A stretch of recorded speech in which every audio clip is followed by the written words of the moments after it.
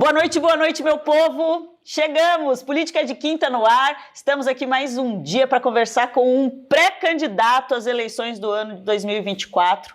São eleições municipais e a gente vai ter eleições para prefeito, eleições para vereadores e vereadoras. Então, fica ligado que a gente está aqui numa fase de falar com esses pré-candidatos para você poder conhecer melhor, saber quem são as pessoas que estão indo à urna e que você pode ter mais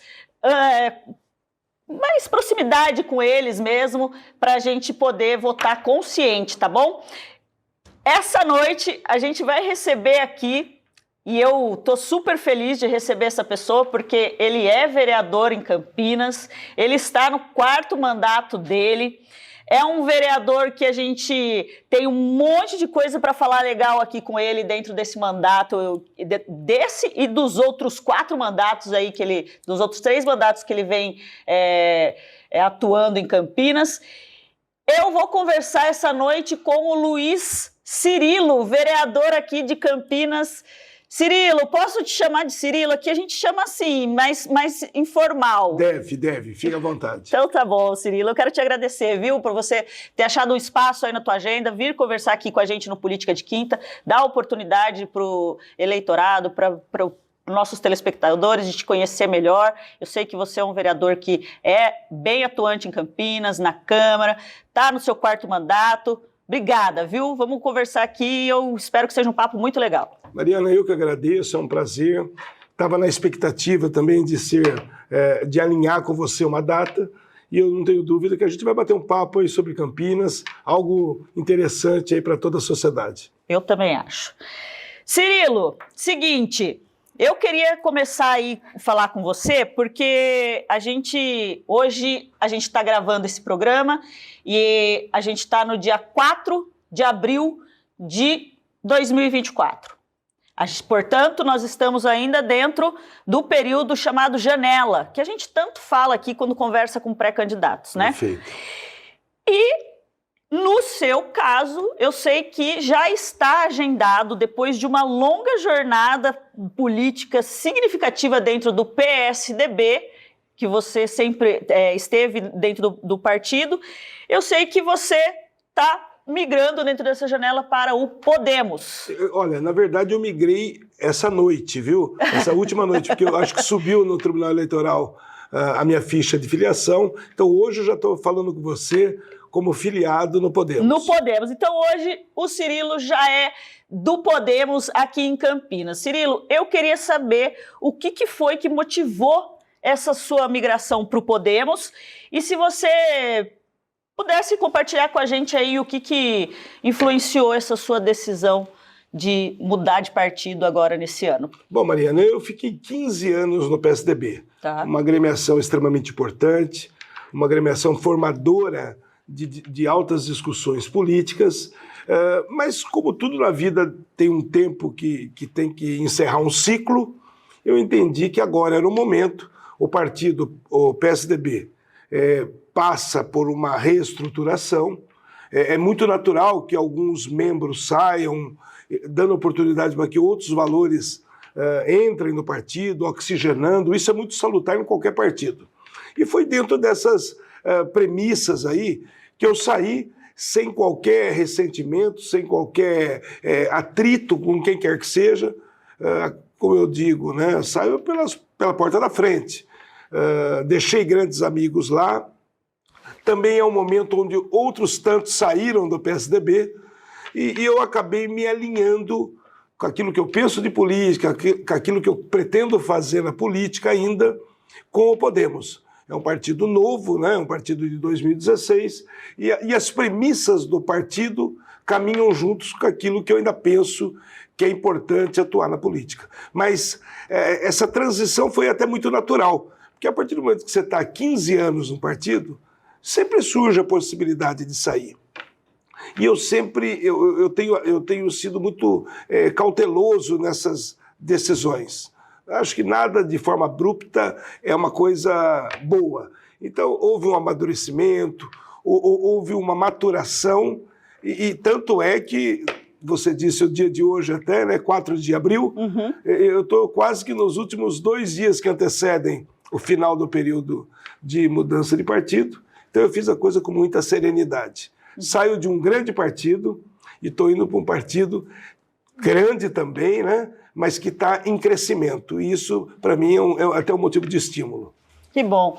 Ô Cirilo, e eu queria saber como que você avalia o impacto dessa mudança aí na sua carreira política e aí nos seus projetos que você deseja implantar para Campinas para próximo mandato, se assim for da vontade do povo? Eu penso da seguinte maneira, eu acho que o impacto vai ser o menor possível. Por quê? Porque eu sempre trabalhei num partido onde eu tive independência para trabalhar dentro daquelas premissas que nortearam lá atrás a minha primeira candidatura, que era ter ética e transparência na vida pública. E eu entrei na política num momento tumultuado, num ano onde tinha algumas denúncias de corrupção, e eu tive que pautar uma linha de trabalho, principalmente com projetos de leis relacionados à transparência dos gastos, transparência da vida pública e projetos de combate à corrupção. Ao todo, eu apresentei 17 projetos de leis que versam sobre esse tema. Eu tenho mais de 250 projetos de leis. É um número significativo ao longo desses quase 16 anos. Mas aquele momento exigia que eu direcionasse meu trabalho para essas ações.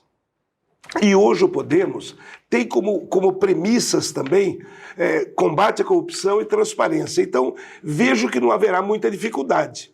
Eu acho que hoje o eleitor está muito mais amadurecido. Hoje as pessoas que votam, elas escolhem melhor seus candidatos. Claro que a agremiação partidária é fundamental. Eu acho que a agremiação partidária ela dá uma roupagem naquilo que o seu representante irá fazer, seja no legislativo ou executivo.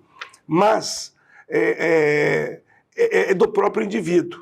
Eu acho que as pessoas acabam acompanhando aquele candidato. As pessoas votam muito nas pessoas.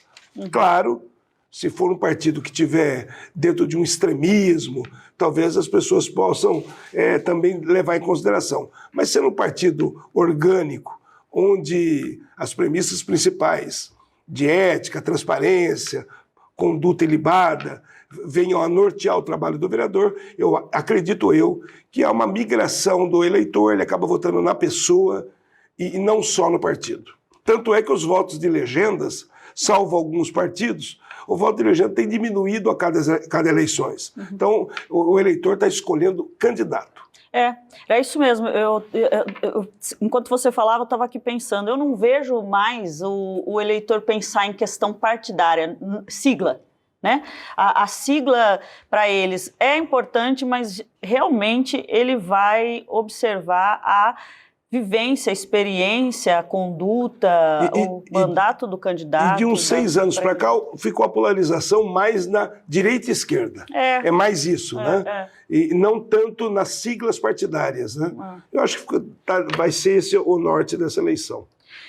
Você falou aí, enquanto você falava, você falou que tua carreira foi advinda aí de combate à corrupção, à transparência e todos esses projetos que você falou que, acho que você citou o número de quase 17 projetos dentro dessa temática.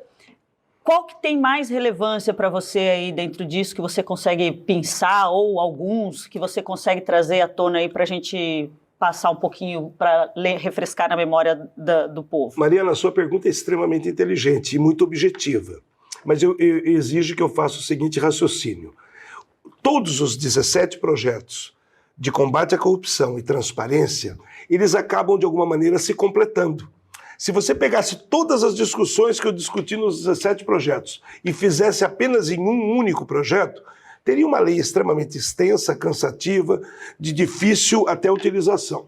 Então, você vai pontuando em determinados momentos, em determinados anos, alguma legislação que vai se adequando, se amoldando no ordenamento jurídico para surtir efeito na sua cidade. Mas eu não posso deixar de destacar, de forma também objetiva, que a lei da ficha limpa e a lei da transparência dos gastos públicos são os meus principais projetos, porque vieram no momento que eu quero dar 2 destaques. Veio no momento que Campinas passava por corrupção. Então o projeto da lei da ficha limpa entrou em vigor. E também porque eu fui o primeiro vereador do Brasil que apresentei esse projeto. O Brasil não se discutia no âmbito municipal legislações relacionadas à ficha limpa. E às vezes aquele que está nos acompanhando fica numa dúvida, mas como ficha limpa e tem candidato que sai e tem ficha suja? A lei relacionada aos candidatos é uma legislação federal que vale para todo o território nacional, que impede um cidadão ser candidato a qualquer cargo se ele tiver ficha suja. A lei municipal de minha autoria, e hoje essa lei está sendo recepcionada por mais de 350 municípios no Brasil, ela diz respeito ao servidor público. Nós temos 2 tipos de servidores públicos, o servidor concursado e o servidor comissionado. Os 2 servidores são extremamente importantes para a máquina pública funcionar. O servidor de carreira, que é o concursado, ele se interessa um dia por um concurso público. Vai lá e paga a taxa de inscrição, espera o dia da prova, é aprovado. Depois de aprovado, ele tem que juntar uma série de certidões para que ele tome posse. E o comissionado? O comissionado é o apadrinhado, é o amigo do político. E eu uso essa expressão apadrinhado sem demérito algum. Até porque quando nós somos convidados a ser padrinho de alguém, nós fazemos isso com carinho, com amor de quem nós gostamos. E é um cargo de confiança. Extremamente de confiança. Mas os critérios antes de 2010 não exigiam as certidões que o concursado era exigido para tomar posse. Então eu fiz uma lei exigindo, e cargos de primeiro escalão. Não foi só para os cargos comissionados, nível 7, 8, não. É do nível 1, desde secretário, secretários adjuntos, diretores, e aí pegando toda a gama de servidores comissionados. Tanto é que teve logo quando esse projeto estava sendo discutido, dias antes de ser aprovado primeiro na Câmara, para depois ser sancionado pelo prefeito, eu recebi uma ligação de uma jornalista. Me permita não citar o nome. Ela fez até uma pergunta no ar, claro que em tom com muita seriedade, mas num tom meio... se eu não estava com medo daquele projeto entrar em vigor. E claro que ela estava se referindo à minha vida, à minha integridade física, porque poderia ter alguma ameaça. E naquele ano, aproximadamente 6 servidores foram exonerados a bem do serviço público, em razão da lei entrar em vigor. E naquele momento eu respondi a ela, falei, olha, eu não estou fazendo um projeto para uma pessoa determinada. Eu estou fazendo um projeto erga omnes, vale para todos. Doe a quem doer. E realmente assim ocorreu, não tive qualquer tipo de ameaça, não tive qualquer tipo de constrangimento. E o que é mais importante, a lei entrou em vigor. A partir daí, nós começamos a moralizar um pouco mais, Mariana, o ingresso na administração. Porque para trabalhar com a coisa pública, a pessoa tem que ter aqueles princípios de idoneidade, uma vida privada também compatível, para que ele entre na vida pública, no setor público e possa corresponder. É esse o anseio da população. E assim eu fiz a lei. Então a lei da ficha limpa eu achei extremamente importante. E a lei da transparência dos gastos públicos. Até 2013, que eu acho que foi quando essa lei entrou em vigor, o que ocorria? Quando o prefeito viajava para algum lugar, o vereador viajava, o secretário viajava, ele, claro que prestava conta do dinheiro público. Ele tinha que prestar conta do que gastou, de como foi, quantos dias foram. Tal. Mas eu fiz de forma pormenorizada, eu acho que é essa a palavra correta.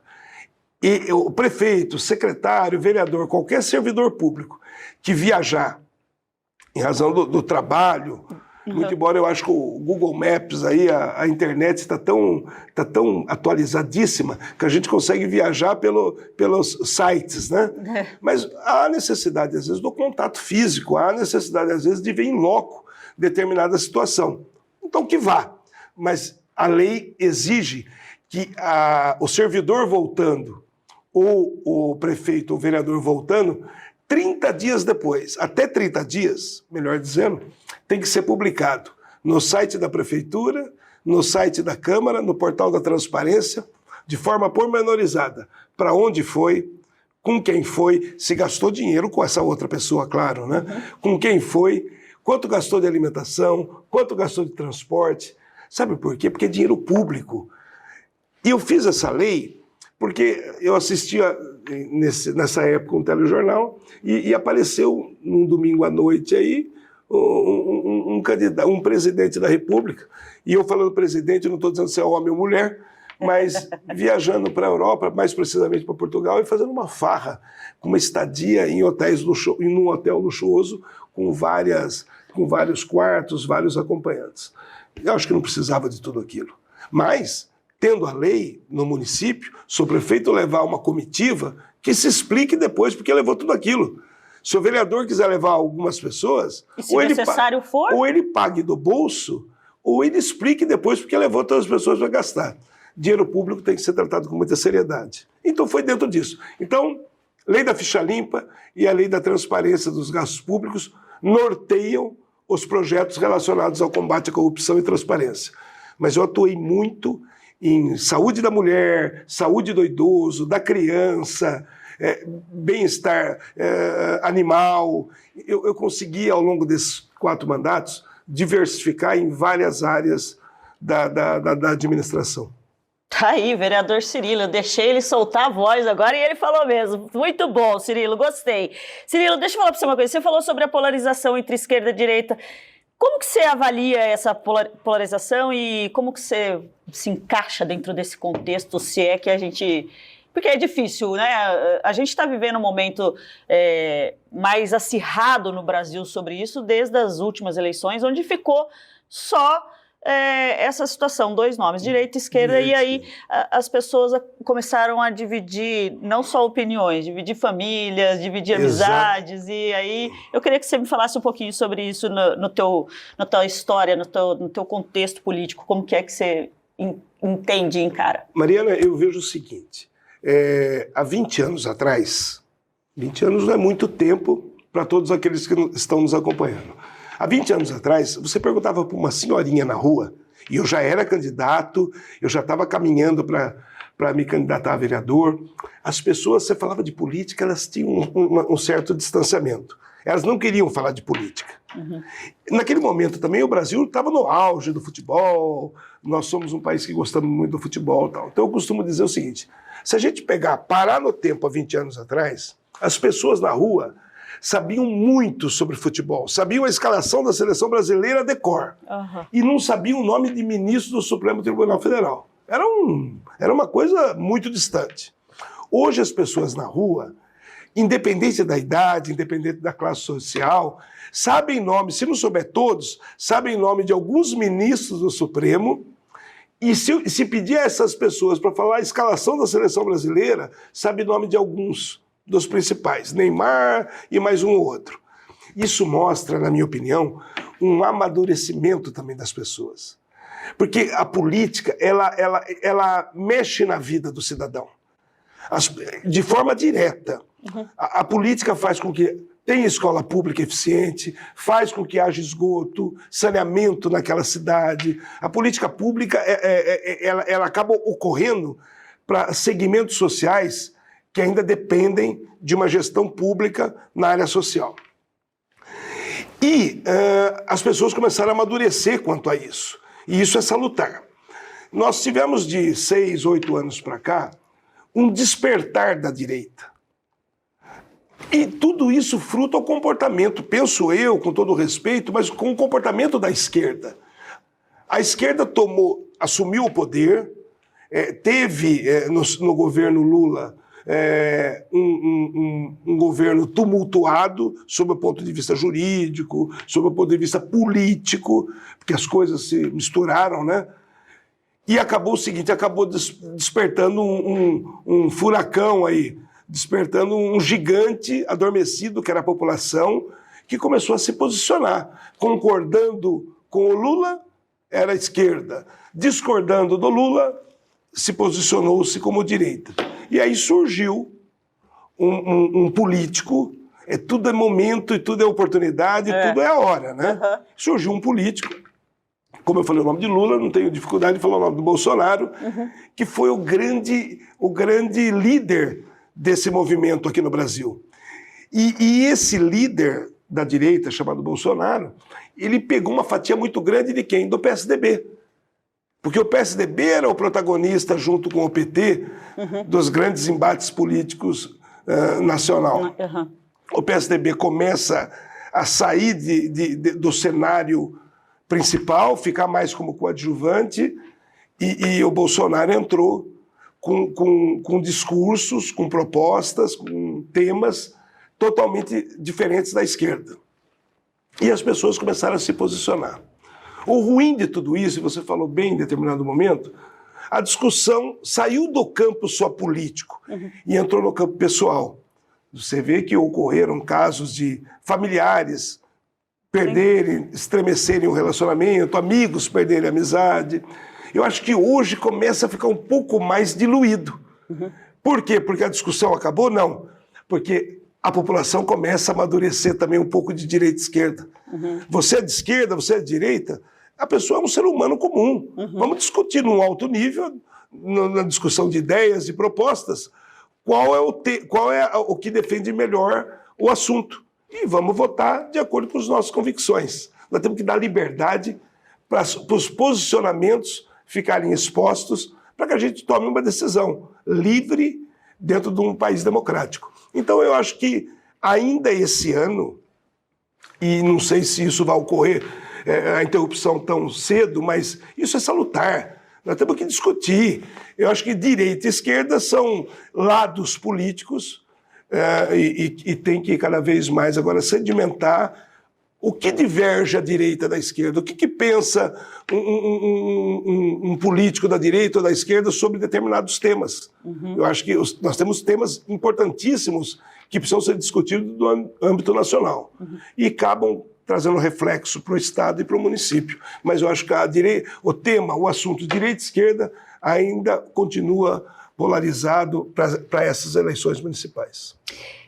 Embasado nessa sua fala, principalmente nesse final dessa sua fala, eu queria que você me falasse sobre isso mesmo. Se você acha que essa polarização vai dominar o debate municipal ou você acha que a população já está mais conscientizada desses extremismos de direita e esquerda e vão se posicionar mais nas necessidades do município, no que é preciso no bairro dele, na rua dele, na escola do filho, no posto de saúde? Onde que está isso, para não perder esse foco da necessidade da população? Eu acho que quanto à eleição para o chefe do executivo, a polêmica vai ser menor. Eu acho que vai ser menor. Então, imaginemos que tem um candidato alinhado com a direita e um candidato alinhado com a esquerda para prefeito. Se ficar nisso, ficar dois com lados opostos, claro que vai ter polêmica relacionada a posicionamento. Porém, se nós pegarmos dois candidatos que tenha um de esquerda e um um alinhado mais de centro, que nós temos também algumas apresentações de candidaturas, a conversa entraria mais dentro do tema específico do município, que eu acho que seria muito salutar para o povo. O que o prefeito pretende fazer quanto o que falta de fazer de saneamento na cidade, o quanto o prefeito pretende investir em escola pública, em saúde pública, se apenas o orçamento que legislações federais apontam será suficiente ou vai ter que ter um investimento ainda maior? Eu acho que daí a discussão vai ficar mais interna do município do que propriamente polarizada em direita e esquerda. Porém, quanto ao vereador, eu vejo nas ruas que as pessoas ainda estão trazendo aquele sentimento da eleição presidencial e questionam aquele vereador se ele é de direita ou esquerda. E ainda está esse sentimento da população. Isso tende a permanecer, porque nós estamos próximo de outubro, mas eu acho que especificamente tem que perguntar ao homem público que se candidata o que ele pretende fazer. Eu acho que as bandeiras das duas são importantíssimas. Você vai falar que a bandeira da esquerda é ruim e a da direita é boa, ou da direita é boa. Eu acho que é muito temerário. O tema é muito árido. Nós temos que tentar ser objetivo. O que você pensa sobre determinado tema e fazer a sua apresentação. E como você pretende resolver. Eu acho que a partir daí a população começa a escolher melhor seu candidato. Talvez seja isso. Mas é um assunto muito árido de falar. Em poucos minutos, aí eu não sei se eu fui muito claro. É ótimo, a gente gosta de explanar aqui porque a gente dá a oportunidade para o nosso telespectador também abrir um pouco sobre outras hipóteses, tendo essa oportunidade de estar vendo do campo de visão de um político mesmo, de como que é isso, porque quando eles estão lá na outra ponta, eles, inclusive, foi bom até a gente falar isso, porque vou falar isso porque hoje as pessoas têm na política a expressão que usam assim: o nosso político é o nosso animal de estimação, é o nosso político de estimação, né? E eu acho que isso tudo dentro do que acaba acontecendo de direita e esquerda, de extremismos, de nomes. Você citou dois polos aí, que é Lula e Bolsonaro, entendeu? E as pessoas falarem, não, eu sou Lula.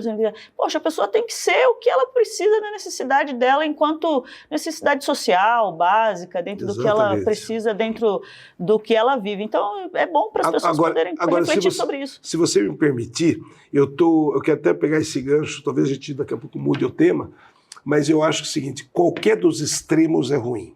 Aquele extremista de esquerda ou extremista de direita, eu sou particularmente contra. Isso você pega casos que ocorreram aí de extremismos. Eu acho que isso é salutar para o Brasil, não é para São Paulo, não será para Campinas. Eu acho que nós temos que pensar o seguinte: aquele que se propõe a ocupar um cargo público, ele tem que ter sensibilidade de ouvir o ruído das ruas. E na rua tem de tudo. Então você tem que ter essa sensibilidade para materializar isso. Como legislador num projeto de lei e como executivo, muito provavelmente, tendo a sensibilidade de direcionar melhor as suas ações. Governar para todos. É isso aí. Né? O Podemos é um partido que se posiciona mais a campo de direita. Perfeito. Nós sabemos disso. Falando ainda sobre essa questão de esquerda e direita. Eu sei que você tem uma formação humanista que vem oriunda aí da Faculdade de Direito. Do Faculdade de Direito, PUC, Cirilo também é advogadão aí, que todo mundo sabe dessa parte jurista sua. Como que vai se dar a defesa aí da política social sem deixar o liberalismo aí de escanteio, Cirilo? Mariana, praticamente você mesmo fez a pergunta e respondeu. É mesmo? Eu sou natural. Eu sou assim, eu sou esperta. Você me ajuda, me ajuda. Mas eu sou oriundo de uma faculdade de Direito, onde você tem como premissa sempre defender. Claro que depois de formado, você tem as opções de alguns concursos públicos, onde você vai, como representante do Ministério Público, defender o Estado, defender a sociedade, como juiz, de forma imparcial, julgar um caso concreto, e outras tantas profissões, como delegado, por exemplo, que tem esse papel importantíssimo de investigar, e outras atividades relacionadas ao direito. Mas eu quero falar mais da minha atividade. Sem demérito a qualquer outra, o advogado é imprescindível para a justiça. Não se consegue alcançar a justiça, não se consegue levar o direito do cidadão se não for por um advogado. E o advogado faz isso defendendo. Então a defesa do ser humano é a base da advocacia. Então eu vim para a política, eu entrei na Câmara Municipal com essas premissas de defender e não de atacar. Isso talvez tenha norteado defender saúde pública, defender escola pública, defender algumas ações sociais, assistenciais, que o município precisa ajudar, porque há necessidade, o município, o poder público é deficitário. E nós temos entidades assistenciais extremamente importantes, que auxiliam, que contribuem, que colaboram numa prestação de serviço público. Então, como eu me comportaria? Eu acho que de forma muito tranquila. Eu acho que o posicionamento de direita que o Podemos tem, de centro-direita, é um posicionamento que sempre foi meu. Eu sempre tive esse perfil mais para o lado desse liberalismo da direita, com a livre iniciativa. Claro que o município, a federação, regulando essa liberdade comercial, mas há necessidade sim, de ações sociais. E, por exemplo, eu tenho inúmeros projetos de leis que acabam aproximando entidades assistenciais do próprio poder público, permitindo que as pessoas possam ser assistidas. Então, é possível conciliar. Quando você tem boa intenção e você sabe legislar, e isso, desculpe a falta de modéstia, isso eu tenho me dedicado ainda diuturnamente para continuar aprendendo, você consegue fazer ações. Então, eu acho que essa parte assistencial, o município tem que continuar implantando, incentivando essas entidades, porque nós temos muitas entidades sérias e nós temos órgãos fiscalizadores. O próprio Ministério Público fiscaliza essas entidades. Sim. E na medida que elas estão abertas, ativas, nós conseguimos ajudar. Por exemplo, nós temos hoje as emendas impositivas. E eu acabei, para algumas, indicando para a área da saúde, para a área social, algumas entidades que prestam relevantíssimos serviços à sociedade campineira. Então, eu acho que com boa vontade, sem parcimônia e sempre desprovido de interesses pessoais, você consegue conciliar e ao final, apresentar um resultado satisfatório. Ô Cirilo, a gente que acompanha você na tua trajetória política, sabe que você... Eu não gosto muito dessa expressão, mas eu vou usar ela. A gente sabe que o político ele tem algumas bandeiras, né? Carrega algumas temáticas, carrega algumas dentro do seu próprio mandato, dentro da sua história e trajetória política, às vezes tem um foco. Eu sei que você é um vereador que transita sobre várias, sem ter algo muito específico dentro do mandato, porque você faz várias ações dentro do mandato. Mas eu queria que você falasse um pouquinho sobre toda essa andança sua que você traz na tua trajetória política, observando em Campinas, o que você acha que vai ser mais necessário estar de olho mesmo para um possível próximo mandato, se reeleito, para a cidade de Campinas, que tem aí os pilares saúde, segurança, educação e etc. Eu queria que você falasse mais ou menos no que você está de olho aí, que você acha que Campinas precisa ficar mais atenta para esse próximo mandato, se ele vier aí. Bom, na verdade, você permite com essa pergunta que eu complete uma linha de raciocínio que nós começamos talvez na primeira. Quando eu entrei, o momento exigia um foco mais de combate à corrupção e transparência. É o momento que diz o que você tem que fazer. Nós estamos no ano de 2024.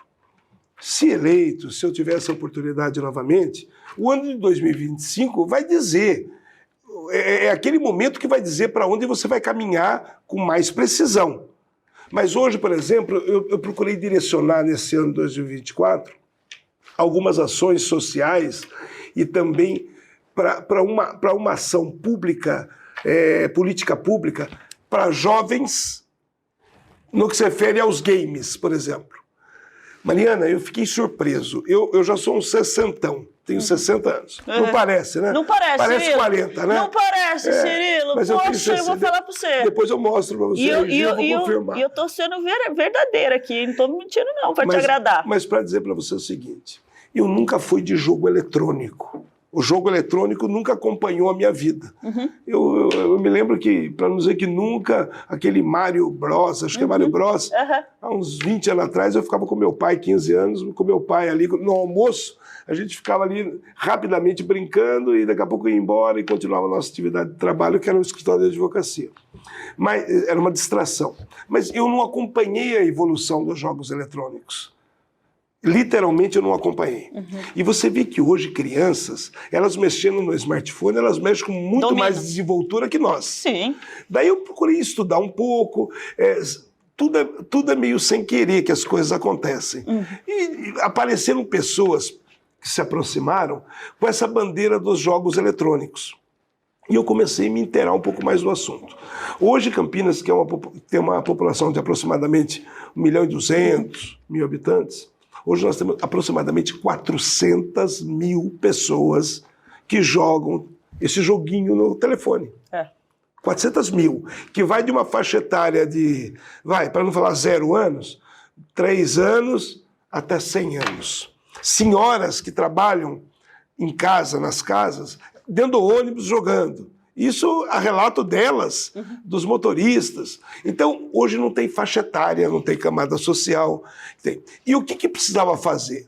Bom, então eu criei, por exemplo, para dar um marco nesse assunto e para assumir uma bandeira de incentivo a essa política pública dos games, eu criei no dia 29 de agosto, faz parte do calendário municipal, o Dia dos Games.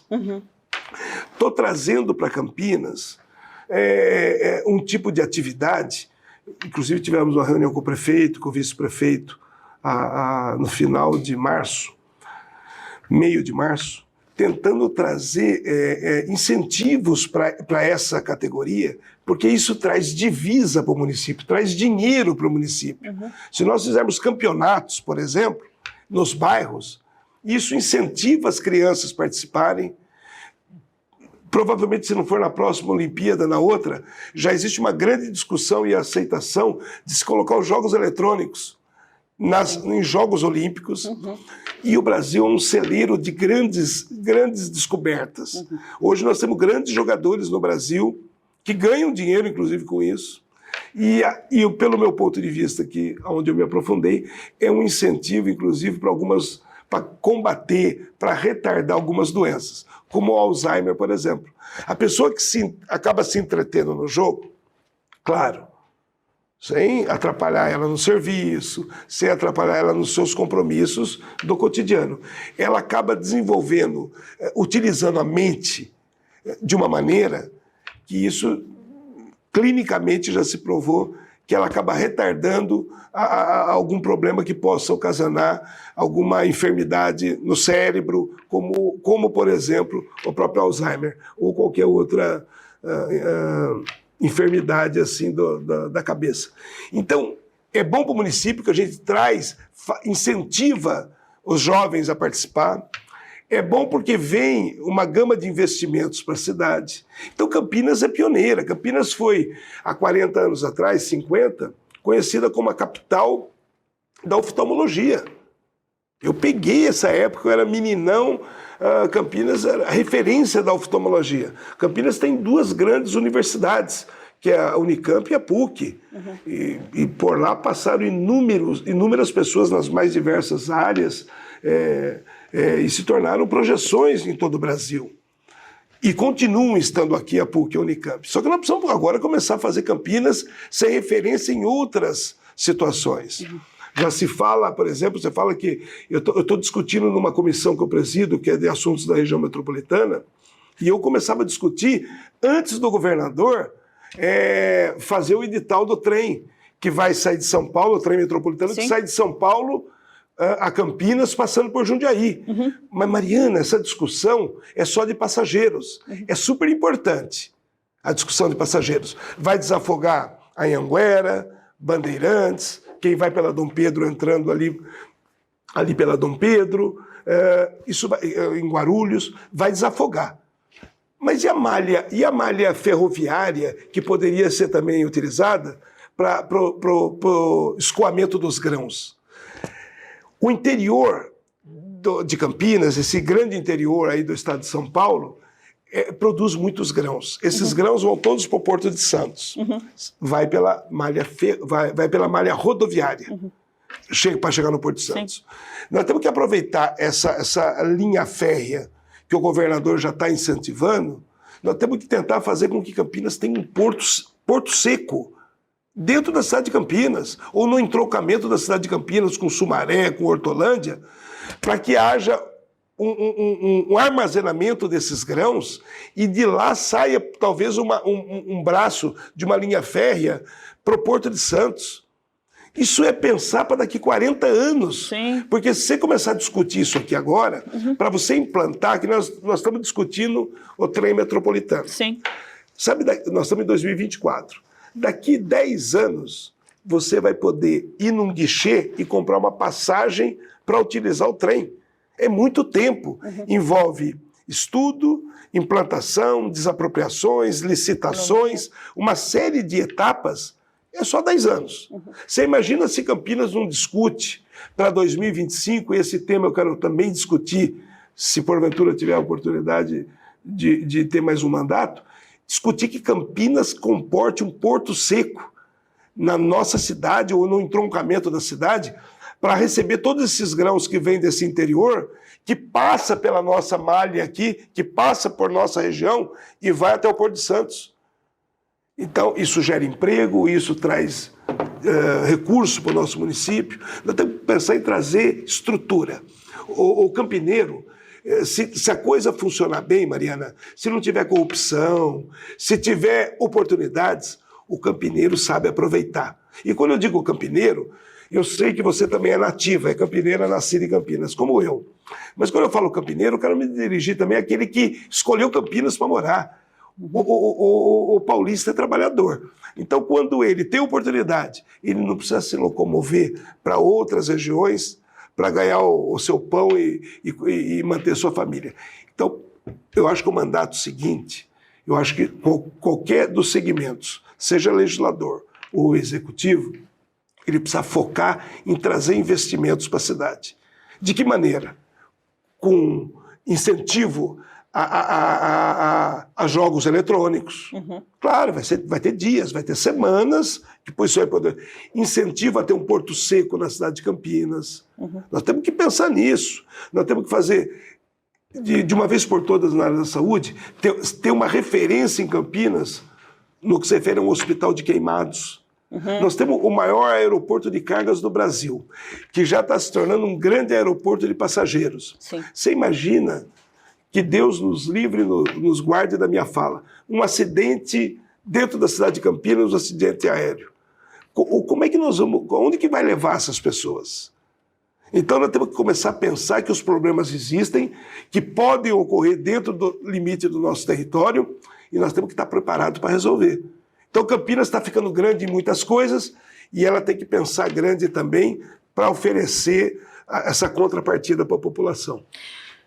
Cirilo, você falou sobre emendas impositivas, e aí eu queria que você falasse um pouquinho, porque isso é uma novidade dentro da Câmara de Campinas. Isso mesmo. Então a gente está vivenciando isso, ainda é muito novo para todo mundo que nos assiste, porque as emendas chegaram no nível municipal e o vereador hoje tem essa possibilidade. Eu queria que você falasse um pouquinho o que são essas emendas impositivas na mão do vereador e o que você tem feito com as suas dentro da cidade de Campinas, uma passada mais nas principais que você tem aplicado aqui para a cidade. Mariana, eu aponto que a emenda impositiva foi um avanço e eu recomendo que todas as câmaras municipais alinhem com o prefeito para que possam ter emendas impositivas nas suas cidades.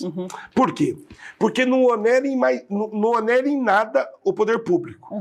O prefeito, na verdade, se a cidade não tem emenda impositiva, ele tem o orçamento e ele tem os percentuais que ele precisa gastar na área da saúde, da educação, do transporte, assim, todas as secretarias, e ele vai gastando de acordo com a necessidade, cumprindo as metas estabelecidas pela LDO.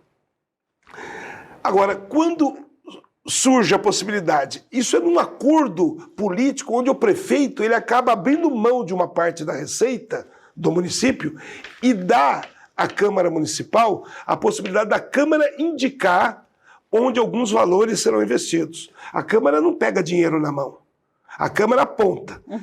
E o que é mais interessante é o seguinte, já é definido por lei que 50% desse valor é para a área da saúde.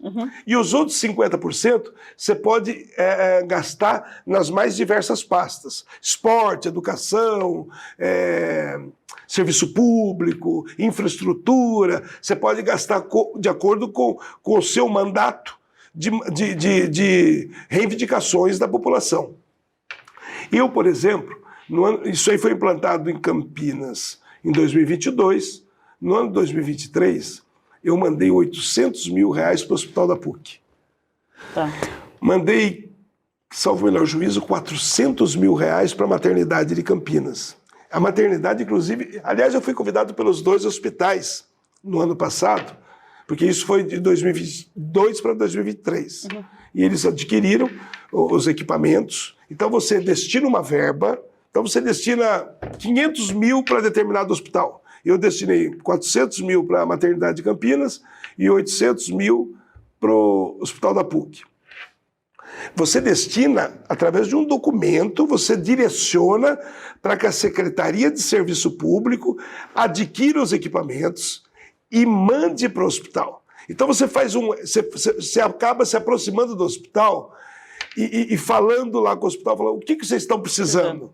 Uhum. Ó, nós estamos precisando de UTIs, nós estamos precisando de respiradores, nós estamos precisando de macas, de determinado equipamento.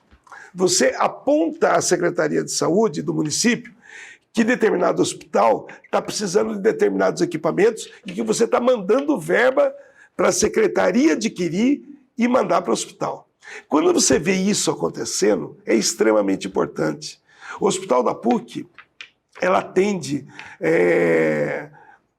aproximadamente 90% do SUS. Ou seja, pessoas que precisam e que têm o Estado, como esse todo-poderoso, tem o dever de dar dignidade ao atendimento público de saúde. Uhum. E a gente vê, às vezes, a coisa não acontecendo. E não acontece por quê? Porque não tem equipamento, não acontece porque o equipamento é deficitário, está obsoleto. Então a emenda ela permite que o vereador possa estar próximo da entidade, ver a necessidade e apontar para a secretaria resolver o problema. Então quando isso você vê ocorrendo, por exemplo, nós tivemos na maternidade, salvo o melhor juízo, acho que a maternidade ainda foi esse ano, foi em janeiro desse ano. E os diretores lá se reuniram para fazer um agradecimento, coisa muito verbal e muito simples, pela emenda que eu havia mandado no ano anterior. Eles compraram, acho que foi 10 respiradores para recém-nascidos. Uhum. Tem alguns recém-nascidos prematuros que não conseguem respirar com facilidade, têm dificuldade e sujeito a morrer mesmo. E os respiradores salvam a vida dessas crianças. Então, quando você vê os equipamentos lá, quando você vê os médicos, pediatras, o diretor do hospital falando, olha, isso vai ajudar a salvar a vida, porque não tem dinheiro, não tem mandato, já valeu a pena ter concorrido a uma eleição. Porque concorrer à eleição não é fácil, viu, Mariana? É um ato de heroísmo. Falam que a de vereador é a mais difícil, inclusive, viu? Então eu só concluo dizendo o seguinte, então a emenda impositiva é isso, o vereador não põe a mão no dinheiro, o que é correto, mas o vereador fala, olha, eu pretendo que seja destinado tantos mil reais para determinado hospital, tantos mil reais para determinada entidade, e você acompanha se aquilo ocorreu.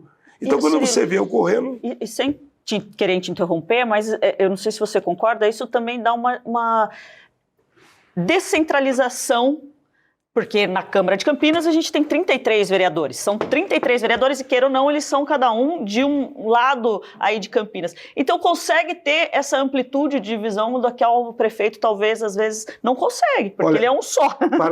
Parabéns pela sua fala. Quando eu falei que era extremamente importante, todas as câmaras deveriam, em acordo com o prefeito ter, é porque o prefeito tem o orçamento na mão. Mas ao mesmo tempo que ele tem o orçamento na mão, ele tem várias entidades, vários setores da sociedade e setores públicos, saúde, educação, transporte, infraestrutura, que dependem dele. E ele vai direcionando. Quando você delega para outras pessoas, no caso para os vereadores, só que dando aquela condição, 50% desse valor é para a saúde, hein? Então você foca na saúde e os outros 50% você pode focar nas mais diversas áreas. Então quando isso ocorre, é bom para a entidade, é bom para o vereador que viu realizar, é bom para o prefeito que foi dentro do mandato dele que a coisa aconteceu, mas principalmente bom para a população que fica refém de fazer a ponta do novelo chegar, entendeu? Então, eu acho que tudo isso acaba ganhando todo mundo, viu? Cirilo, para a gente finalizar aqui, eu queria que você falasse para a gente só um pouquinho como você vê o papel do vereador no município, da importância do vereador aí para o eleitor nosso aí que nos assiste. Fala um pouquinho para a gente aí.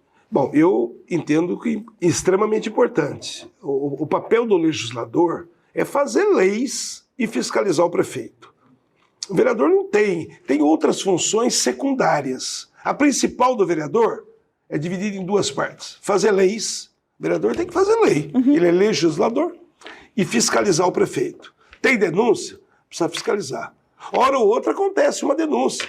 Eu encaminho para o Ministério Público, eu encaminho para a própria Secretaria me responder sobre aquele assunto que está ocorrendo. Mas o vereador tem outras funções paralelas. O vereador é o soldado raso da política. O vereador é aquele que está na rua, às vezes o prefeito está, o vereador está, quando ele vê o prefeito, ele pede para tirar uma foto com o prefeito. E daí, quando o prefeito passa, pro vereador, você fala, ele vai querer tirar foto comigo, não vem um pedido. Ele fala, olha, precisa arrumar minha rua. Mas isso é muito comum. Eu, em 16 anos, eu acabei me acostumando. Mas, então, o vereador acaba sendo aquele papel assistencial. É ele que manda limpar uma rua, é ele que manda podar uma árvore, limpar uma praça, assim por diante. Faz parte do jogo. Mas a função do vereador é muito mais do que isso. Sim. Por isso, eu, na verdade, eu não tenho muito como demandas no meu gabinete trabalhos como esse. Claro, eu tenho amigos que moram em casas, frequentam praças, precisam que o poder público mantenha determinado lugar organizado. Mas eu tenho focado muito na parte de produção de leis e na parte de fiscalizar o executivo. Independente se o seu prefeito foi apoiado por mim ou não, eu costumo dizer o seguinte, eu sou amigo do prefeito, eu sou amigo dos vereadores lá da Câmara, ou pelo menos tento ser, mas eu tenho que ser mais amigo da população. As pessoas querem isso, viu, Mariana? As pessoas querem o seguinte, o voto é uma procuração que um cidadão dá para um cidadão, para um político, para falar para ele o seguinte, ó, eu voto no você, mas faz a coisa certa lá. Eu acho que então é esse papel, fazer a coisa certa. E dentro da sua função é legislar e fiscalizar o prefeito. E tentar intermediar as demandas públicas. Precisa cortar árvore. Eu mando um ofício para o secretário de Serviço Público e falo, precisa cortar a árvore da rua tal, número tal. E espero entrar num cronograma para que aquela demanda seja atendida. Eu conversei hoje aqui com o vereador Cirilo, que está com mandato lá na Câmara Municipal de Campinas. Se quiser, pode ir lá no gabinete dele, falar com o pessoal dele. Gabinete 26. 26, olha lá, fica aberto para todo mundo. Eu vou pôr as redes sociais aqui embaixo do vereador, os contatos para vocês terem aí acesso. Cirilo, quero te agradecer, viu? Falar com você é sempre muito estimulante para a gente que gosta de política, para a gente que gosta de entender um pouco. A sua didática de falar sobre o poder legislativo é muito producente. Então, quero te agradecer você ter vindo aqui no Política de Quinta, dar essa palavrinha com a gente aqui. Brigadão, viu? Mariana, eu que quero agradecer a oportunidade, agradecer aqueles que ficaram até o final aí acompanhando o nosso bate-papo e dizer o seguinte, a gente vai envelhecendo, né? Mas eu continuo com o mesmo estímulo, com a mesma vontade quando eu entrei lá atrás. Então, isso tem norteado os meus compromissos eleitorais. Então, estou usando a minha experiência, mas com uma energia muito boa, no sentido de achar que eu ainda consigo produzir muito pela cidade de Campinas. Muito bom. Pessoal, esse foi o Política de Quinta de hoje. Eu aguardo você até a próxima quinta-feira. Segue a gente no Instagram, cola aqui no nosso canal, se inscreve aqui clica no sininho, se inscreve no canal e vem com a gente que próxima quinta-feira a gente está aí com mais surpresa para vocês. Valeu, boa noite, tchau, tchau.